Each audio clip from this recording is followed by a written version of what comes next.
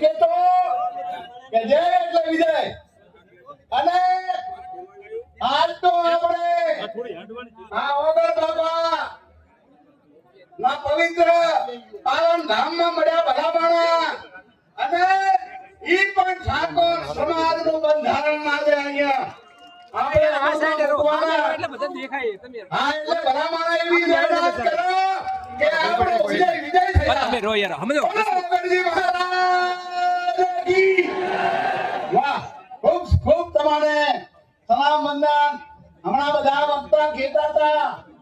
કે ઠાકોર સમાજ તારે બાજુથી રસ્તા બ્લોક થઈ ગયા છે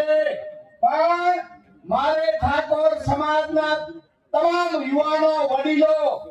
માતાઓને સૌ પ્રથમ એને નમન કરો વંદન કરો કે આ તડકાના ઉભા છે એ મને ખ્યાલ છે કે ઠાકોર સમાજના બંધારણની વાત એને અંતરમાં મૂકવાની છે અને એને અમલ કરવા ઉભા છે અને ખરેખર તમને વંદન કરું છું કે આપણે આ એક દિવસ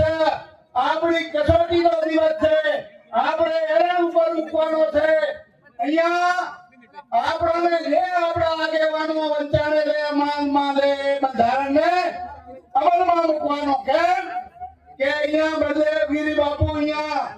દેવ દરબારથી થળીના મહંત આપણી વચ્ચે આશીર્વાદ આપવા આવ્યા હોય ભલામણા અને એ ભારતી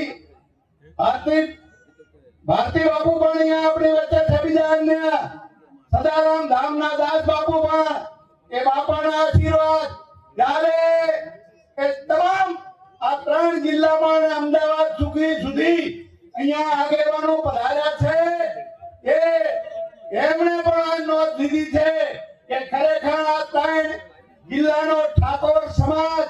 એ બંધારણમાં આજે અમલમાં મૂકવાનો છે એટલે હું પણ આ જોડીને વિનંતી કરું કેમ કે તમે તો ભલા માણા એક ક્ષત્રિયો છો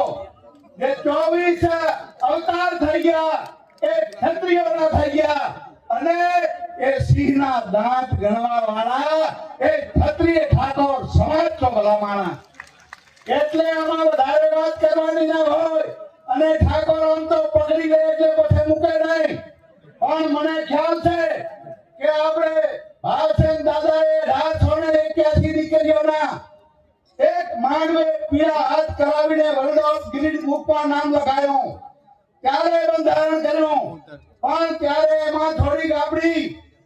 ભૂલ થઈ ગઈ એને અમલમાં ના મૂક્યું વર્ષે એને વાગોળનું હતું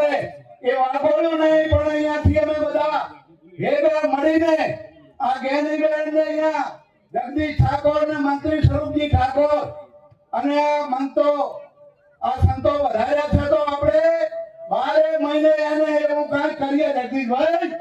જેથી કરીને એની અમલવારી અને કોઈ સુધારા કરવા હોય તો સુધારા થાય અને કોઈ જે અમલમાં મૂકવાના વાદા હોય એ આપણે અમલમાં મૂકીએ એટલે વધારે વાત નહીં કરતા તમારે બધાને વંદન કરું આમ સભાને આપણે જાળવી રાખવાની છે અહીંથી આપણને જે આદેશ આપે જે બંધારણના આપણા 16 મુદ્દા છે એને આપણને અમલમાં મૂકી અને ઘરે જઈ મને આમ તો હું ગામડામાં જો જગદીશભાઈ વાત કરી કે તમે આગેવાનો બધા રહ્યા ને ઈ બંધારણને પાળજો અમારે તો આ જોવે જ છે કારણ કે એના છેડા ભેગા થતા નથી ગરીબ માણસના મજૂરી કરે એના છેડા નથી ભેગા થતા ભલા માણસ પણ આ મંચવાળાને વિનંતી કરું કે તમે કઈ દેખાવામાં બીજાને ના થાય જોજો ને કે આ બાપો વગરવાનો બાપો સાહેબ સદારામ બાપુ છે